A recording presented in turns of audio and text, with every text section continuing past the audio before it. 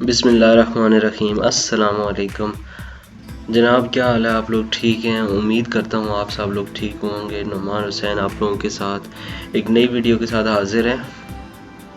سب سے پہلے تو جناب آپ لوگوں کو جشن آزادی بہت بہت بہت زیادہ مبارک ہو۔ اللہ تعالیٰ ہمارے اس ملک کو زندہ تابندہ رکھے تا قیامت تک، ٹھیک ہے جی۔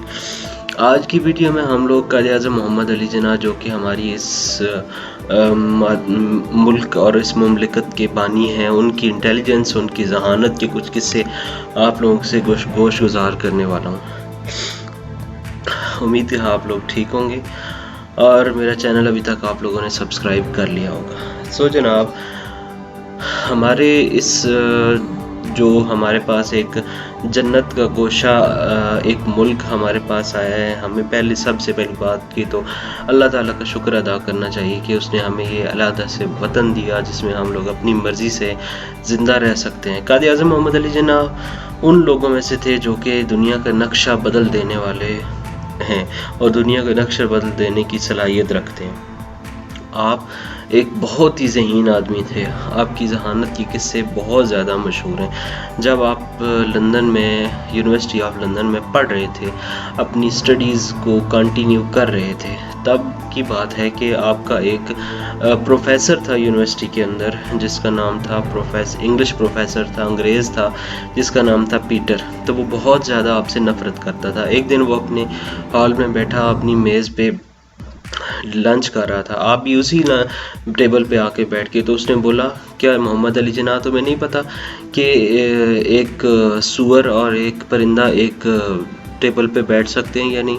تو آپ نے بولا، don't worry professor, I can fly towards other. آپ نے فرمایا، don't worry professor, I can fly towards the other table, مطلب کہ اس کو آپ نے ادھر ہی شرمندہ کر دیا، اور وہ اس کے بعد آپ سے اور زیادہ غصے ہو گیا اور اس نے آپ سے انتقام لینے کے متعلق سوچا۔ اگلے ہی دن اس نے ایک بیگ آپ کے سامنے رکھا اور بولا کہ محمد علی جناح، کیا تم بتا سکتے ہو کہ اس بیگ میں اگر دولت ہو اور ایک بیگ میں آپ کے پاس ذہانت اور دانائی ہو تو آپ کون سا جو ہے بیگ وہ سلیکٹ کریں گے، چوز کریں گے؟ تو آپ نے بولا کہ میں وہ بیگ سلیکٹ کروں گا جس میں دولت ہو بہت زیادہ۔ تو اس نے بولا کہ تم انتہائی غلط بات کر رہے ہو، کیونکہ میرے پاس اگر یہ چوائس آتی تو میں دانائی والا بیگ جو ہے وہ اس کو ایکسیپٹ کرتا۔ آپ نے بولا، نہیں، میں یہ سمجھتا ہوں کہ انسان وہی کچھ حاصل کرنے کی کوشش کرتا ہے جو اس کے پاس نہیں ہوتا۔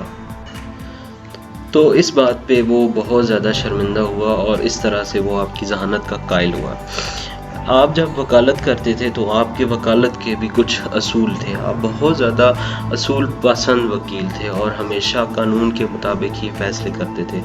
ایک دفعہ ایسے ہوا کہ آپ اپنی وکالت کے دورے میں تھے اور ایک تاجر آپ کے پاس آیا اور بولا کہ محمد علی جناح، سنا ہے کہ آپ بہت زیادہ ذہین وکیل ہیں، تو آپ میرا کیس لڑیے، میں آپ کو پیسے دوں گا بہت زیادہ۔ تو آپ نے بولا کہ میرا ایک اصول ہے کہ میں جو ہے وہ ہر پیشی کی 500 روپے لیتا ہوں، اگر نہ اس سے زیادہ نہ اس سے کم۔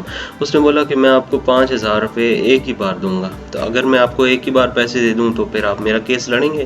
آپ نے بولا، نہیں، میں آپ کو میں اپنا رول بتا چکا ہوں، وہ یہ ہے کہ میں ہر پیشی کے 500 روپے لوں گا، اور اگر آپ کو یہ منظور نہیں ہے تو آپ کسی اور وکیل کو ہائر کر سکتے ہیں۔ مجبوراً اس کو آپ کی شرط ماننی پڑی، اور آپ یقین کریں کہ آپ اپنے فہم و فراست کی بل بوتے پہ وہ کیس بھی جیت کے، اور وہ کیس جیتنے کے بعد وہ بہت خوش ہوا تاجر، اور اس نے ان 5000 کی ڈیمانڈ آپ کے پاس پیشکش آپ کو دی، لیکن آپ نے انکار کر دیا۔ آپ نے بولا کہ میری جو ڈیمانڈ تھی وہ میں حاصل کر چکا ہوں۔ اس کے علاوہ شاعر مشرق علامہ محمد اقبال بھی آپ کی ذہانت کے بہت قائل تھے۔ آپ نے کسی موقع پہ فرمایا کہ علامہ اقبال ایک ایسا قائد اعظم محمد علی جناح ایک ایسے شخص ہیں جن کو کسی قیمت پہ خریدا نہیں جا سکتا۔ ایک دفعہ قائد اعظم محمد علی جناح ٹرین میں سفر کر رہے تھے۔ ٹرین میں سفر کرتے ہوئے جناب آپ بزنس کلاس میں سفر کر رہے تھے، فرسٹ کلاس ڈبے میں اکیلے تھے، ٹھیک ہے۔ آپ اخبار پڑھنے میں مصروف تھے۔ ایک لڑکی وہاں پہ آئی، ایک عورت وہاں پہ آئی اور اس ڈبے میں آ کے بیٹھ گئی۔ اس نے بولا کہ آپ 1000 روپیہ مجھے دے دیں اگر آپ مجھے 1000 روپیہ نہیں دیں گے تو میں چیخوں گی، چلاؤں گی اور آپ پہ زیادتی کا الزام لگاؤں گی۔ آپ پہلے تو سنتے رہے اور اس طرح سے اس پہ ظاہر کیا کہ جیسے آپ سن ہی نہیں رہے۔ تھوڑی دیر بعد اپنے کانوں کی طرف اشارہ کر کے آپ نے بولا کہ مجھے سنائی نہیں دیتا۔ اسے اشارتاً بتایا کہ مجھے سنائی نہیں دیتا، اس لیے تم کسی کاغذ کے اوپر مجھے لکھ کے بتاؤ۔ ٹرین ساتھ ہی چل رہی تھی تو اس نے بولا کہ اگر آپ نہیں کام میرا کریں گے، یعنی کہ آپ میرا 1000 روپیہ مجھے نہیں دیں گے تو میں آپ پر الزام لگاؤں گی۔ اس نے لکھ کے آپ کو دکھایا تو آپ نے فوراً اسی ٹائم چین کھینچی، ٹرین کو رکوایا اور جو ٹرین کا مالک تھا یا جو وہاں کی انتظامیہ تھی، آپ نے فوراً ان کو بتایا اور اس عورت کو فوراً ہی گرفتار کر لیا گیا۔ ایک دن ایسے ہوا کہ آپ رات کے وقت سفر کر رہے تھے۔ رات کے وقت سفر کرتے ہوئے راستے میں ایک عورت راستے میں سامنے آ گئی اور اس نے بولا کہ آپ مجھے لفٹ دے دیں، یعنی مجھے کہیں پہنچنا ہے اور میرے پاس گاڑی نہیں ہے۔ تو آپ نے ہمدردانہ لہجے میں بولا کہ ٹھیک ہے، آپ آ جاؤ، بیٹھ جاؤ۔ وہ عورت جو ہے وہ آپ کے ساتھ سفر کرنے کے لیے آپ کی گاڑی میں بیٹھ گئی۔ چلتے ہوئے آپ سگریٹ اپنا پی رہے تھے تو ایک دن ایسے ایک ٹائم ایسا آیا کہ اس عورت نے بولا کہ آپ مجھے اتنے پیسے دے دیں، نہیں تو میں آپ پہ زیادتی کا الزام لگا دوں گی۔ تو اس نے ایسے ہی کیا اور لوگ بہت زیادہ اکٹھے ہو کے آپ سگریٹ پینے میں مصروف تھے، آپ پہ اس کی باتوں کا اثر نہ ہوا۔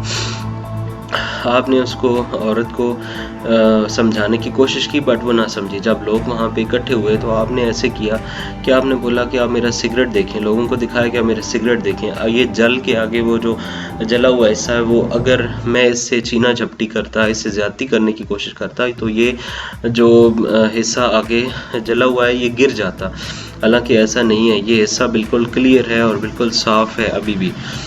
اس طرح سے تمام لوگ آپ کی ذہانت کے قائل ہوئے اور اس عورت کو پکڑ لیا گیا۔ قائد اعظم محمد علی جناح ہمیشہ ہی اصول پسند تھے اور آپ نے اس ملک کے لیے بہت زیادہ قربانیاں دی۔ آپ نے اپنے ڈاکٹر کو بتایا کہ میری پریشانی یا میری بیماری کا کبھی بھی میری قوم کو پتہ نہ چلے، کیونکہ آپ یہ سمجھتے تھے کہ اگر میری بیماری کے متعلق میری قوم کو پتہ چل گیا تو میری قوم جو ہے وہ کمزور پڑ جائے گی اور ہم اس مادر وطن یعنی کہ پاکستان کو حاصل کرنے میں ناکام رہیں گے۔ آپ کی تمام تر خدمات کو ہم سلام پیش کرتے ہیں اور اس مادر وطن کی قدر ہمیں کرنی چاہیے۔ آپ کی بہن آپ کے ساتھ تھی اس سارے سفر میں۔ اللہ تعالیٰ ان کی جو قبریں ہیں انہیں کو روشن اور منور کرے اور انہیں جنت الفردوس میں جگہ دے۔ آپ لوگوں کو ایک دفعہ پھر جشن آزادی مبارک، دعاؤں میں یاد رکھیے گا۔ اللہ حافظ۔